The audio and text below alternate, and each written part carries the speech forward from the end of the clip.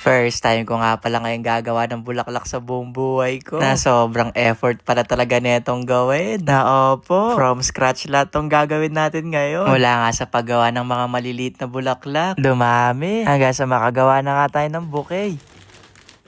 Sa kanya. Tigit ka muna. Tigit ka muna. Yan. Parap ka na. Hala! Yay! Ginawa niya. Uy, thank you! Ang effort ko naman! Maaga nga pala ako namili ngayon kasi gagawa nga ako ngayon ng project. Nabukas na nga daw yung deadline nito, sabi ni teacher. Chot! De mga guys, hindi ko rin alam kung bakit ako gagawa ng bulaklak ngayon. Na may pagbibigyan nga tayo. Na isa nga siya ngayon sa importante sa buhay ko. Wow, buhay ko daw.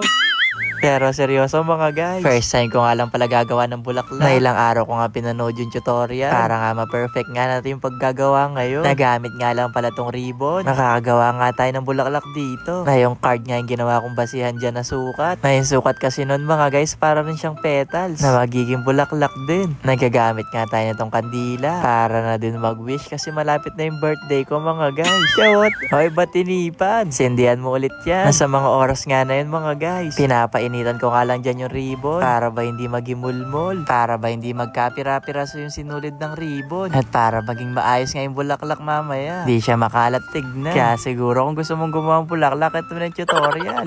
Pero medyo matrabaho nga lang siya. Pero okay lang yon. Ang importante para sa taong mahal naman ng mga guys. Wow, sana all mahal, chawat no?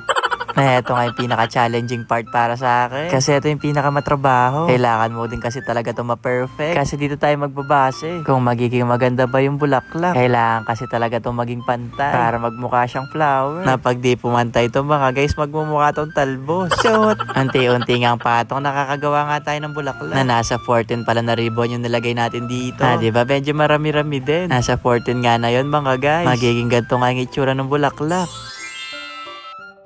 Diba? Nakaisang bulaklak na tayo. Nasaya ko nga dyan. Kaya naman umisa pa ako dito para matapos ko na nga itong gagawin ko ngayon. Nasa una medyo mahirap talaga siya. Pero kapag medyo nakabisa-bisado mo na rin to, medyo na-e-enjoy mo na rin siyang gawin. Nako mga guys, baka sa sobrang enjoy ko na ito, gawin ko ng negosyo to. Chot! At syempre, para magmukha talaga itong mga bulaklak, bumili rin pala ako ng glitters at pang spray nga para sa bulaklak. Na para kumapit nga yung glitters mamaya. Na favorite color pala to ng pagbibigyan natin ngayon. Na lahat ng favorite niya nilagay ko na dito. Ewan ko na taga kung di niya pa magustuhan to mga guys. Na grabe oh. Isang bulaklak pa lang to nagagawa natin. Ang ganda na. Na-excite tuloy ako matapos to. Kasi mukhang magiging maganda nga yung kalalabasan. Kaya naman nag-spray pa nga ako ng panibago para makagawa pa nga tayo. Na ang ganda talaga ng bulaklak ng mga guys. Na para talaga siyang totoong buhay na bulaklak. Na ang saya nga rin ni mama dito. Kaya sabi ko sa kanya na yung isa. Pero baka daw magkulang yung gagawin ko ngayon. Na kinabukasan na pala to. Na medyo matagal din kasi talaga tong gawin. Maraming oras yung kailangan. Na dinamihan ko rin pala yung bulaklak para mas maging maganda nga yung resulta ng gagawin natin ngayon.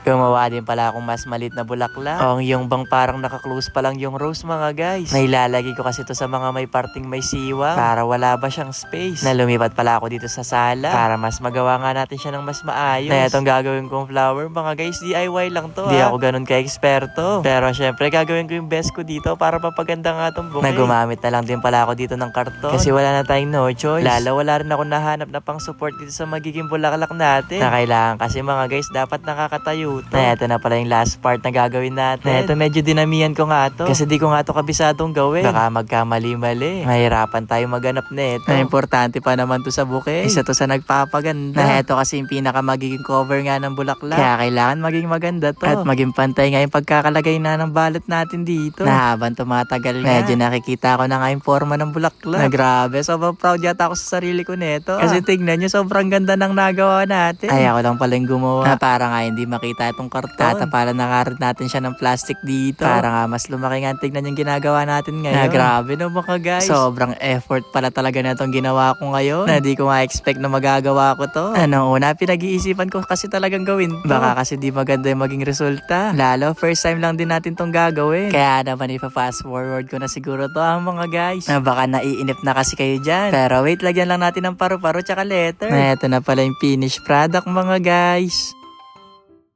Ang ganda nga ng nagawa natin ngayon. Oh, maganda ba? Pero parang maganda naman ng mga guys. Wag na kayong ano dyan. Naibibigay ko pala tong ginawa natin bulaklak kay Mi. Kasi may importanteng araw nga siyang sineselebrate ngayon. Kaya sa mga oras nga na yun, sabi ko wag muna nga harap. Tigil ka muna. Yan.